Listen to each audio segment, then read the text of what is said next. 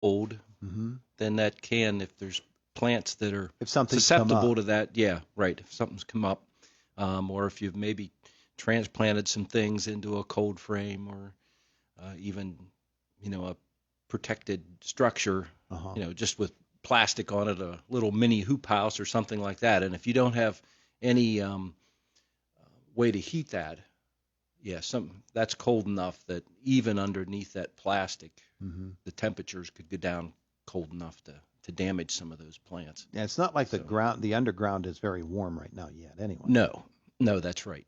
Yeah, it's still cold. Yeah. This is why we try not to get too overly excited about, I know. about getting things out and but getting them planted. It's hard not to get excited. It is, yeah. We get a couple nice days with some sunshine, and the soil, the top at least dries off enough that we can get in there and work it a little bit.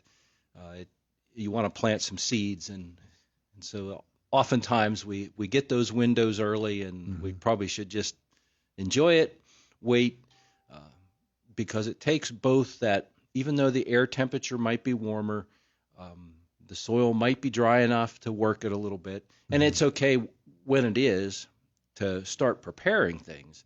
But once we start planting things in the ground, we better have plan B and plan C in place so that we can, when we do get these temperatures and conditions, that we can do something about it and prevent any damage. Yeah. All right. Got a caller. Good morning. Good morning. Hey, I wanted to ask Bob about your topic of cold temperatures. My rose bushes have started to bud a little bit. If I wrap those in some sheets or something like that, will that be enough to protect them through this weather?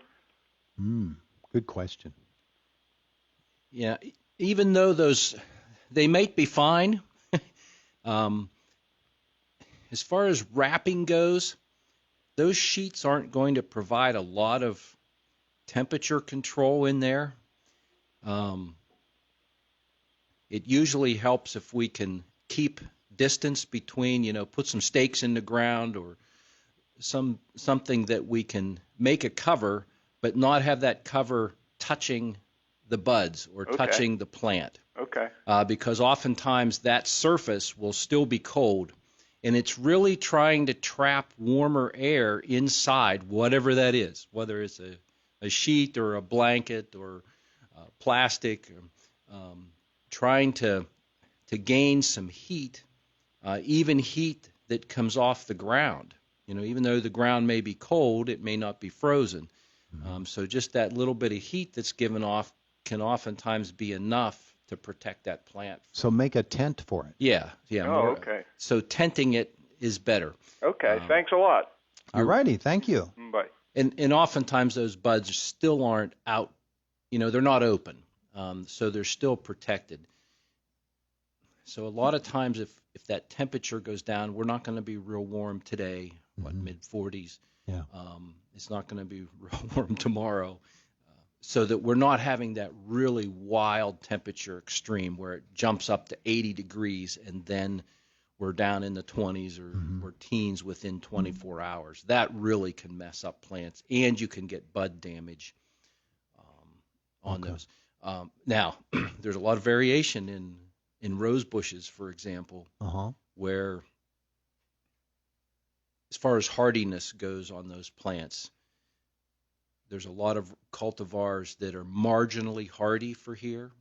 So those might tend to push quicker, come out of dormancy quicker, and so you could get some bud damage there. All right, that's still within the of. rose family, but but if they're the cousins from down south, right? And oftentimes on those ones, if you haven't protected them much, you might have stem dieback. And we've had cold enough temperatures over this winter, especially we've gone down into the teens, that some of those specific cultivars may have been damaged, and you may already have dieback on there. But if you don't, and if you've selected those, not just because that flower was pretty in the catalog, but looked into it deeper and said, oh, this is a zone 4, zone 5 plant that would be hardy enough for here. And if you've sited it in the right place where it's protected from, that abrasive winter winds, in a real exposed location,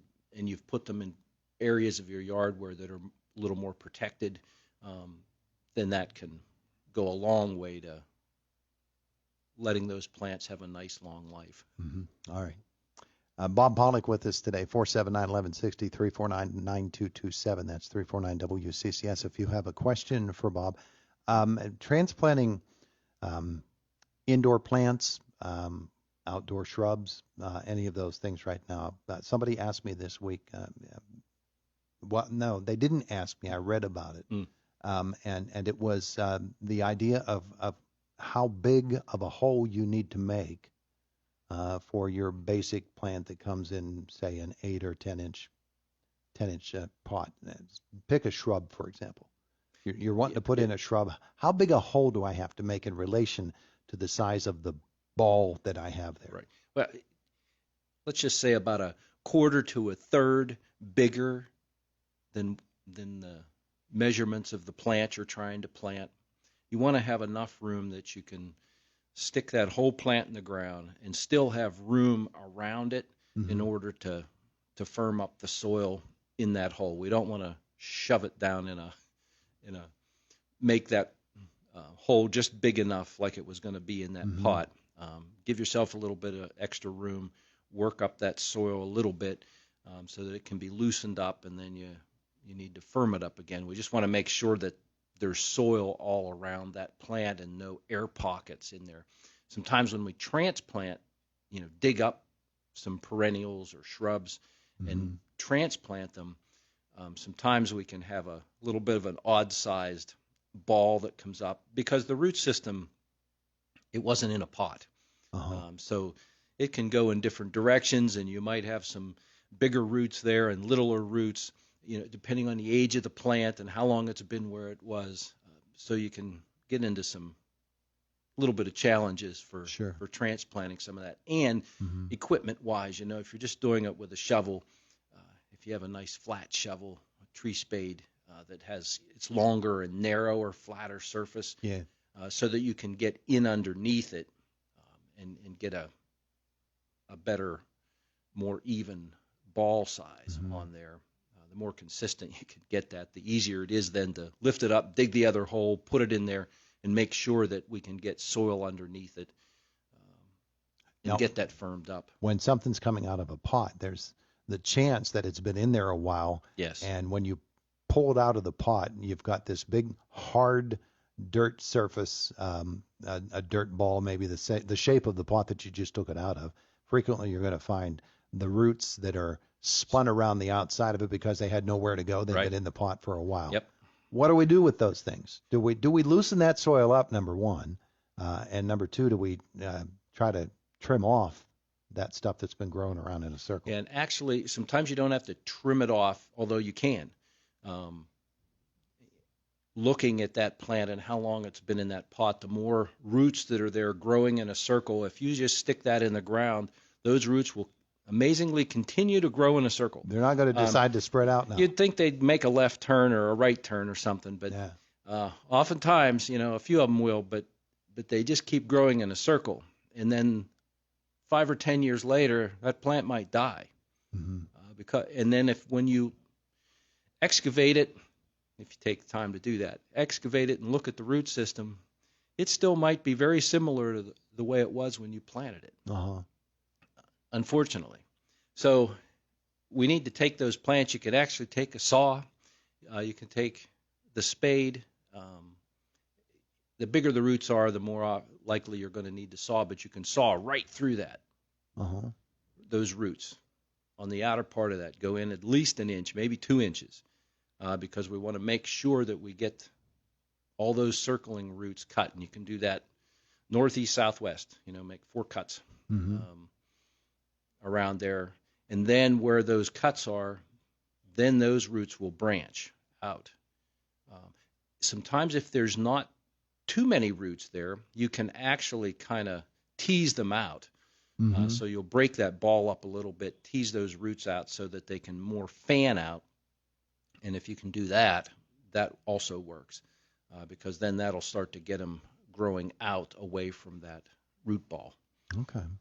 All right. So those are some things to think about. And that's the difference between growing in a container, a pot, versus a ball and burlapped dug plant.